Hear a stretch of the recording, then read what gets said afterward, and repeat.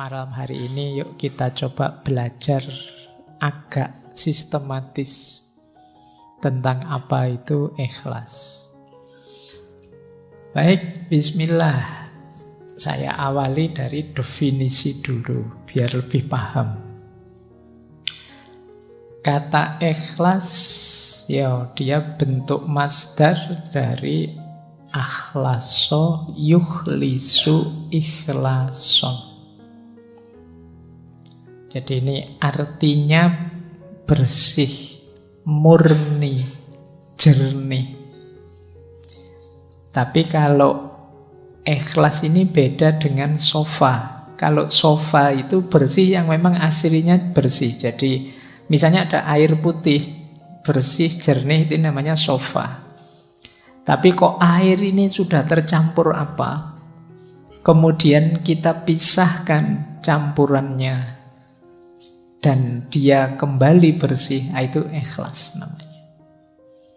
Jadi itu bedanya ikhlas dengan bersih biasa. Jadi semula dia terkotori, tapi terus kita bersihkan. Setelah kita bersihkan, dia statusnya ikhlas. Tapi kalau yang murni asli belum terkena apa-apa, itu namanya sofa. Bahasa Arabnya begitu. Nah ini jadi kata dasar ikhlas itu berarti maknanya adalah bersih, jernih setelah sebelumnya dia terkontaminasi atau terkotori. Baik, jadi ini harafiahnya itu. Oleh karena itu nanti definisinya para ulama ya seputar itu. Termasuk ketika ikhlas ini dikaitkan dengan bersihnya hati. Jadi berarti nanti kalau pakai definisi kata-kata tadi, ikhlas itu berarti bersihnya hati dari apapun selain Allah. Kok ada yang selain Allah masuk dalam batin kita? Nah, saatnya kita bersihkan. Setelah bersih, disitulah maka namanya ikhlas. Ini nanti bisa kalian pakai sebagai argumen kenapa sih surat Al-Ikhlas itu tidak ada satupun kata-kata ikhlasnya tapi disebut Al-Ikhlas. Karena dalam surat Al-Ikhlas itu sangat ditegaskan kebersihan jiwa kita dari apapun selain Allah. Jadi kul huwallahu ahad, Allahus somad. Allah lah satu-satunya tempat bergantung. Jadi makanya suratnya disebut surat Al-Ikhlas. Fokus hanya pada Allah saja yang ada. Meskipun kalau dalam bahasa Indonesia kan ikhlas itu kemudian agak geser maknanya. Ikhlas itu artinya merelakan, melepaskan, itu ikhlas. Jadi kalau misalnya barangmu hilang, sepedamu hilang, terus orang bilang ikhlaskan saja. Nah ini kalau dalam bahasa Indonesia ya enggak apa-apa, makna itu kan sesuai yang disepakati. Jadi kalau di Indonesia kata ikhlas agak berbeda konotasinya. Makanya kalau ada yang tanya, orang bilang mari kita ikhlas, ini ikhlas versi bahasa Indonesia atau versi bahasa Arab? Kalau versi bahasa Arab hubungannya dengan jernihnya jiwa. Jadi kalau versi bahasa Indonesia hubungannya dengan merelakan. Ya kalau kamu punya sesuatu diambil orang, relakan saja. Kalau kamu dapat apa kok terus hilang, relakan saja. Itu ikhlas versi Indonesia. Ya tidak salah, memang nanti bisa dihubungkan dengan itu meskipun intinya tidak itu. Baik, nah di situ saya bawakan kemudian definisi istilahnya yang disepakati. Yang pertama dari Imam Ghazali, yang kedua dari Imam Qushairi yang menulis Risalah Qushairiyah. Dan definisi ini mungkin yang sering teman-teman dengar. Jadi kata Imam Ghazali, ikhlas itu adalah apa yang ada dalam tujuan amal murni untuk mendekatkan diri pada Allah saja.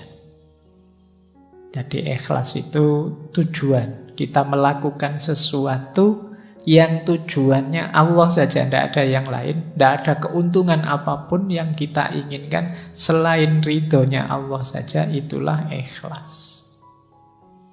Nah, Imam Qusairi juga mendefinisikan dengan kalimat yang mirip saja. Ikhlas itu penunggalan al-haq dalam mengarahkan semua orientasi ketaatan untuk mendekatkan diri hanya kepada Allah semata. Maksudnya sama, tujuannya Allah saja.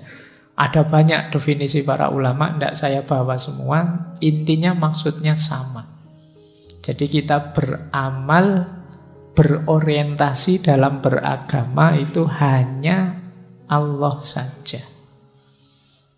Jadi memang tujuan kita Allah saja. Kok ada tujuan? Lah berarti tidak mikir dunia sama sekali. Dunia difikirkan, diolah, dikelola, kita hidup di dalamnya dalam rangka menuju Allah.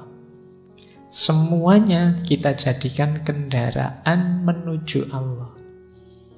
Nah, berarti saya tidak kerja, Pak. Ya kerja, cuma kerja dan hasilnya dipakai untuk mendekat pada Allah. Berarti saya tidak perlu belajar ilmu ini, ilmu itu, atau Pak, ilmunya tetap ilmu ikhlas saja. Ya enggak, ya tetap belajar apapun yang kamu butuhkan, kamu perlukan, tapi nanti jadi kendaraanmu untuk tambah dekat pada Allah. Jadi ini orang yang ikhlas. Dan banyak ayat-ayat Al-Quran yang menyebut itu. Malam hari ini sengaja tidak saya bawa, sudah sangat sering disebut di banyak ceramah, di banyak pengajian. Ya mungkin teman-teman hafal lah, misalnya surat Al-Bayyinat itu ya, ayat 5. Wa ma umiru illa liya'budullaha muhlisina lahuddin.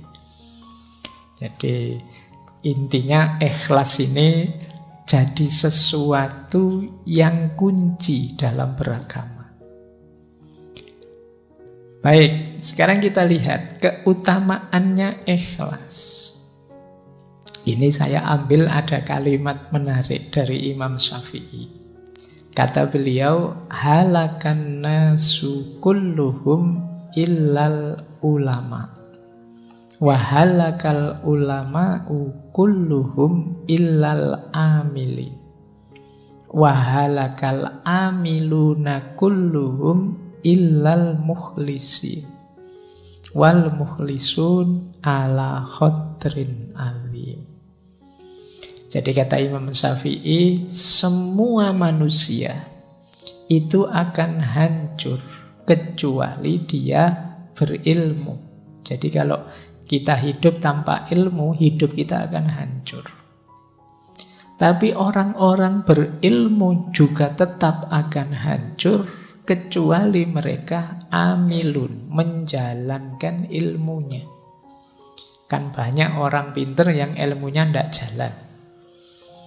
Kalian mungkin kalau dibandingkan antara referensi kebaikan di kepalamu dengan kebaikan yang benar-benar kamu jalankan, itu mungkin bisa 80-20, bisa 90-10%, jangan-jangan 99-1%. Jadi sangat sedikit yang kita wujudkan dalam amal. Maka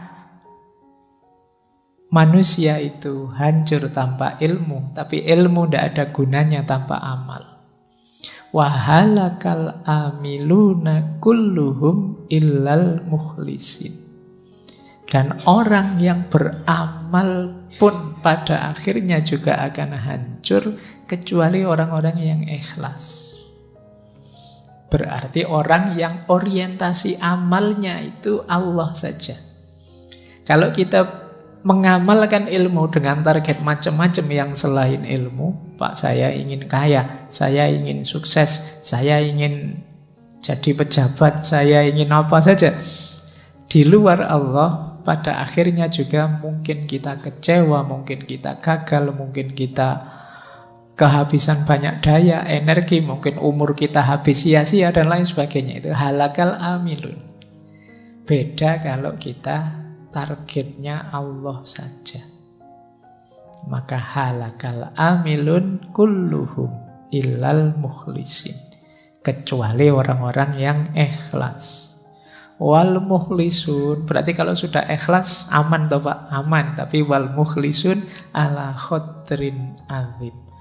Orang-orang ikhlas itu ya ujiannya banyak, tantangannya banyak. Dia harus hati-hati. Nanti kita lihat ada banyak sekali tantangan-tantangan orang ikhlas. Ini kalimatnya Imam Syafi'i ini sering saya sampaikan dengan logik yang saya gambar itu, bahwa manusia itu berharga karena ada rohnya, nyawanya. Tapi nyawa manusia yang hidup ini berharga ketika ada ilmunya. Ilmu ini berharga ketika ada amalnya. Dan amal ini berharga ketika ada ikhlasnya. Jadi ini hakikat diri kita kalau semakin ke dalam. Jasad kita itu bernilai ketika ada ruhnya, ada nyawanya. Karena kalau tidak ada nyawanya, ini jasad ini kan cuma barang saja, benda saja. Nyawanya hilang, ya kita jadi jenazah. Sekian jam baunya sudah tidak enak. Tidak ada gunanya, tidak ada nilainya. Maka dia berharga ketika ada nyawanya. Nah, cuma manusia hidup bernyawa ini bernilai, berharga ketika ada ilmunya. Yang membedakan kita dengan semua makhluknya Allah yang lain itu ilmunya. Tapi ilmu ini juga berharga, bernilai ketika ada amalnya. Buat apa? Ilmu yang teoritis saja, dihafalkan saja, numpuk sebanyak itu di perpustakaan, gunanya apa? Tidak ada harganya kalau tidak ada amalnya. Bayangkan Indonesia ini memproduksi berapa banyak konsep, berapa banyak teori. Dari kalian saja yang mahasiswa, coba dihitung. Di kampus saya UIN itu setahun 4 kali wisuda. Setiap kali wisuda 500-an orang. Berarti 2.000 satu tahun. 2.000 itu semuanya bikin skripsi, tesis, disertasi. Bayangkan kalau setiap skripsi, setiap tesis tadi menyumbangkan sesuatu untuk hidup kita berbangsa, bernegara, beragama. Kontribusinya adalah kecil saja dari satu skripsi. Dari kampusku saja 2.000 kontribusi setiap tahun. Ditambah kampusmu, ditambah kampus yang lain, berapa ribu kampus di Indonesia ini.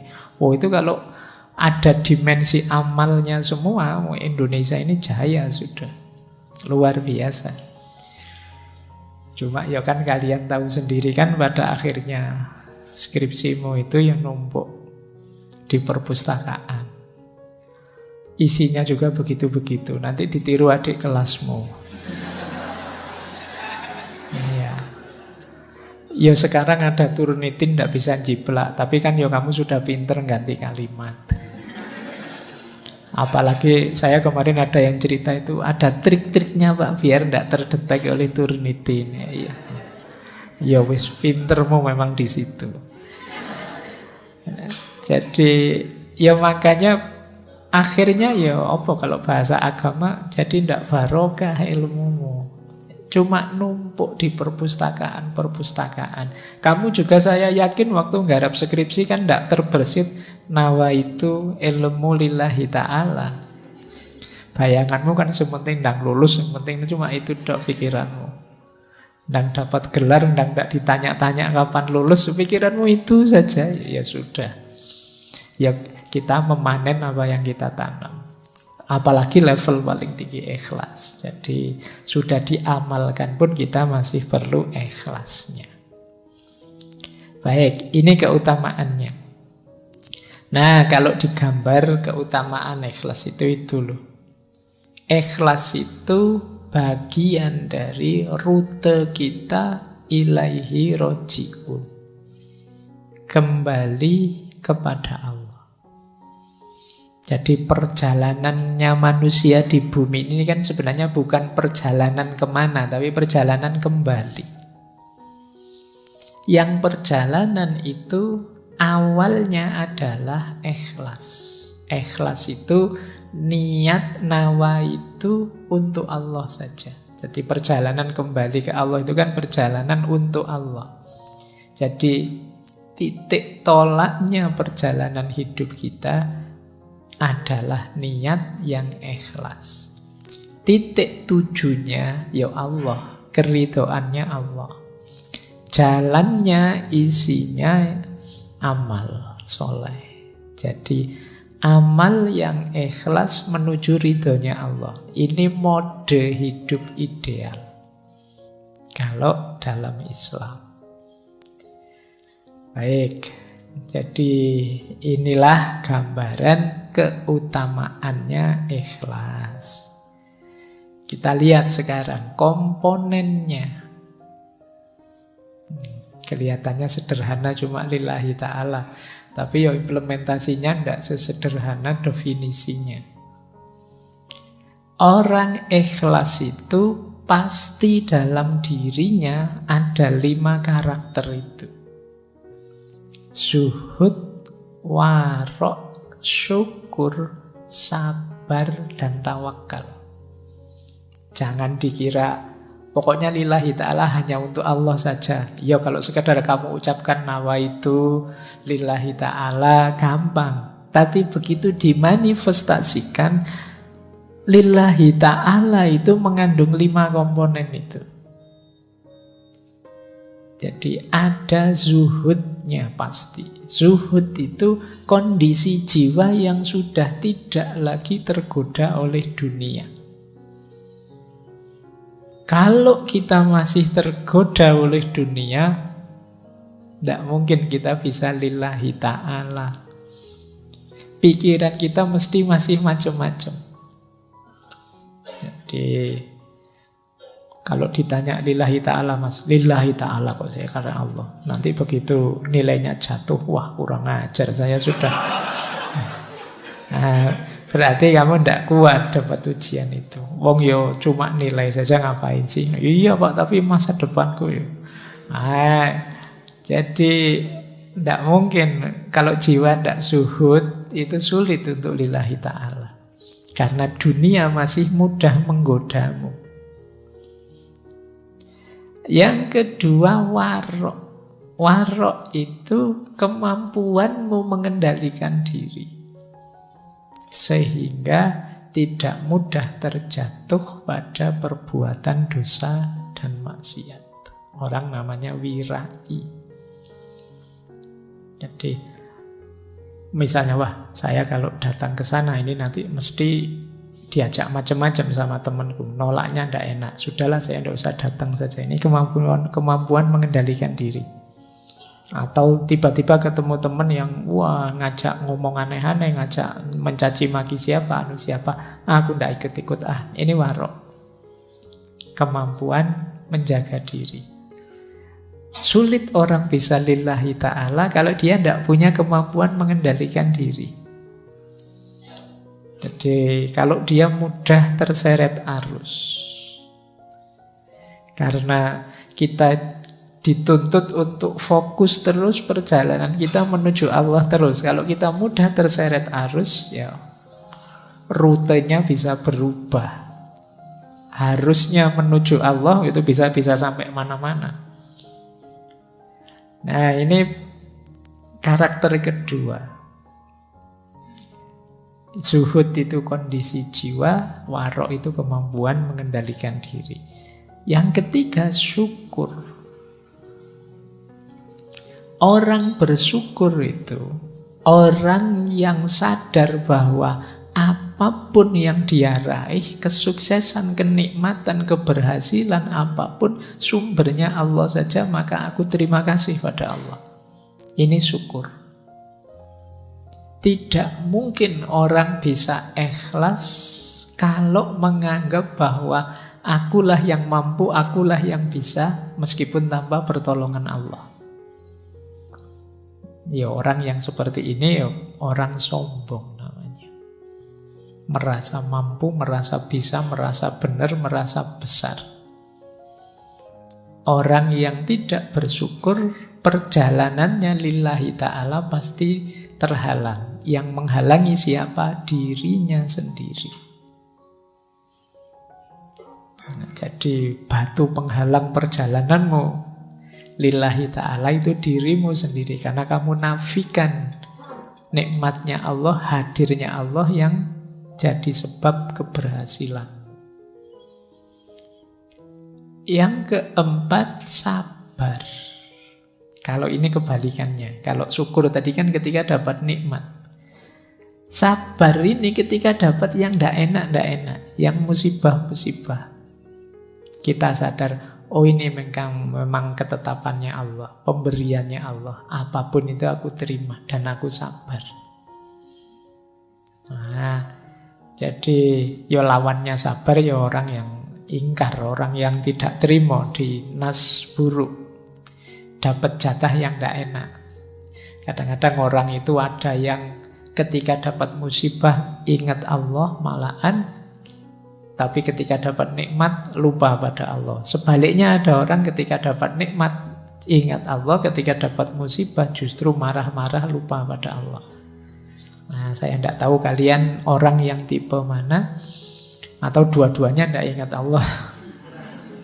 Kalau pas lagi dapat musibah ngamuk-ngamuk, dapat senang terus senang-senang ekstase lupa sama Allah. Nah, orang ilaihi roji'un, orang lillahi ta'ala itu dia pasti punya karakter syukur, punya karakter sabar. Yang kelima, tawakal. Kalau tawakal ini pasti, ini sering diidentikan ikhlas itu ya tawakal. Memasrahkan semuanya pada Allah. Cuma ada bedanya, karena tawakal itu sikap batin setelah ikhtiar dijalankan. Baru tawakal. Jadi kalian dikasih tugas dosen, sudah dikerjakan semaksimal mungkin, dikumpulkan, nanti dapat nilai berapa, saatnya tawakal. Tapi kok dapat tugas dari dosen, Mas kok enggak ngumpul, saya tawakal saja Pak. Itu enggak masuk namanya tawakal. Belum ngapa-ngapain sudah tawakal. Jadi, nah ini komponennya ikhlas itu jiwa yang tawakal. Tapi setelah ikhtiar. Tidak sebelum ikhtiar. Belum berusaha apa-apa kok sudah tawakal. Belum nembak kok sudah pasrah. Sudahlah, terserah Allah saja. Kalau jodoh ya nanti datang, kalau enggak jodoh ya oh itu namanya bukan tawakal. Ya diikhtiari. Kalau tidak jodoh, pasrahkan pada Allah. Kan gitu, kamu logikanya kebalik. Jadi sejak awal sudah bilang, oh belum apa-apa sudah bilang, biar aja Pak, nanti kalau jodoh ya ketemu-ketemu sendiri ya. Keliru rumus tawakalnya di depan. Jadi niatnya lillahi ta'ala, diupayakan semaksimal mungkin, kalau meleset, pasrahkan pada Allah. Itu namanya tawakal. Orang ikhlas pasti tawakal. Oke, jadi ayo kita perhatikan, karena ini bulan ini temanya muhasabah, sejauh mana kualitas zuhud, warok, syukur, sabar, tawakal hidup dalam diri kita. Jadi saya yakin ada, ya saya tidak tahu berapa persen. Mungkin ada yang masih wujudnya sudah agak besar, mungkin ada yang kecil sekali, mungkin ada yang tidak kelihatan. Mungkin dalam diri kita kezuhudan itu, kewaroan itu, rasa syukur, sabar, tawakal. Kalau hidup semua dan fungsional, hidupmu akan tenang. Ini orang yang benar-benar mukhlisin. Hidup memang lillahi ta'ala. Nah, ada beberapa ilustrasi saya selingi dengan ini ya. Ini yang pertama, ada ilustrasi orang ikhlas itu seperti apa sih. Ini pertama saya ambil dari Syekh Abdul Hamid Al-Angkuri. Angkuri itu Angkara. Kata beliau, sebagian ahli hikmah berpendapat kalau kalian bingung ikhlas itu seperti apa, kata beliau, ikhlas itu seperti penggembala kambing yang sedang beribadah, sholat misalnya. Penggembala kambing itu ketika dia sholat ibadah, di samping gembalaannya, dia tidak pernah mikir yang lain. Dia tidak pernah mikir ini nanti kambing-kambing muji saya apa anu saya, enggak. Jadi lawannya ikhlas itu kan riya. Orang yang tidak lillahi ta'ala, ada pamrih-pamrih lain selain Allah, disebutnya kan riya. Ini penggembala kambing ini tidak mungkin riya. Oh, biasanya kan penggembala kambing itu adanya jauh di tempat-tempat di mana bisa kambing dapat minum, dapat makan. Jauh dari keramaian. Penggembala kambing itu kalau beribadah, dia tidak mikir pamer. Mau pamer pada siapa? Tidak ada siapa-siapa. Adanya ya cuma kambingnya. Apa dia gaya kayak orang soleh terus dipuji sama kambingnya? Ya enggak. Jadi beribadahlah seperti dia, penggembala kambing ini, kata Syekh Al-Angkuri. Jadi orang beramal tidak usah peduli pandangan manusia terhadapnya. Sebagaimana dia tidak peduli orang penggembala tadi terhadap pandangan kambingnya. Yo, pandangan kambing kan tidak perlu kita dengarkan, misalnya, wah tiba-tiba kok kambing memuji, kan kamu alah mau kambing aja kok. Posisikan komentarnya orang, pandangannya orang di situ, kata Syekh Abdul Hamid. Oke ya mungkin ini yang saya bilang seperti saya bilang di awal tadi ya, Pak, contohnya kok yo kambing toh Pak. Ayo situasi cocoknya mungkin audiens beliau atau tempat beliau hidup itu banyak pengembala kambing. Contohnya kambing gembalaannya. Oke, baik. Nah, ilustrasi pertama. Nanti ada uraiannya lebih panjang. Yang kedua, ilustrasi kedua. Contoh ikhlas itu seperti apa? Kembali saya ambil contoh Imam Syafi'i. Ini bisa dicek di Khilyatul Aulia yang minggu lalu juga kita singgung waktu membahas karomah. Imam Syafi'i ini satu ketika waktu beliau sakit, sahabat beliau Rabi' bin Sulaiman mengunjungi. Kemudian Imam Syafi'i tanya pada dia, gimana kabar sahabat-sahabat kita. Terus berpesan pada Rabi' bin Sulaiman, wahai anakku, sesungguhnya aku ingin bahwasanya manusia mempelajari kitab-kitabku tetapi tidak dinisbatkan kepadaku sedikit pun.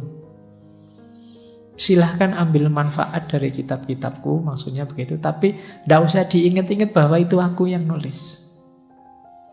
Jadi beliau tidak ingin dapat pujian. Nanti sahabatnya yang lain juga, aku ingin bahwasannya, kata Imam Syafi'i ya, kata pada Harmalah, aku ingin bahwasanya setiap ilmu yang kuajarkan kepada manusia, aku diberi pahala oleh Allah tentu saja, dan mereka tidak perlu memujiku. Jadi aku tidak ingin pujian, aku tidak ingin juga dikenal sebagai orang pintar yang nulis kitab ini, yang tidak butuh itu beliau. Jadi memang inginnya ya kemaslahatan umat, menyedekahkan ilmunya, sisanya hanya untuk Allah saja. Bandingkan dengan kalian hari ini, baru ngerti sesuatu sak paragraf saja, itu pun postingannya orang, kamu cuma nge-share saja, kamu merasa kayak yang bikin autornya. Padahal kamu nyuplek pandangannya orang, bawahnya kamu tulis besar-besar namamu sendiri. Biar dikenal bahwa aku ini arif, bijak, bijaksana, dan seterusnya. Nah, itu menunjukkan kamu tidak ikhlas. Kamu ingin dikenang sebagai orang hebat, orang pinter, orang, bandingkan dengan Imam Syafi'i ini. Imam Syafi'i yang karyanya disebut-sebut sampai hari ini, manfaat ilmunya dipakai oleh banyak orang sampai hari ini. Beliau berpesan, alhamdulillah kalau nanti banyak yang mengambil manfaat dari karya-karyaku, tapi aku lebih bahagia kalau tidak perlu disebut-sebut namaku, tidak perlu dinisbatkan kepadaku. Nah, ini namanya orang ikhlas.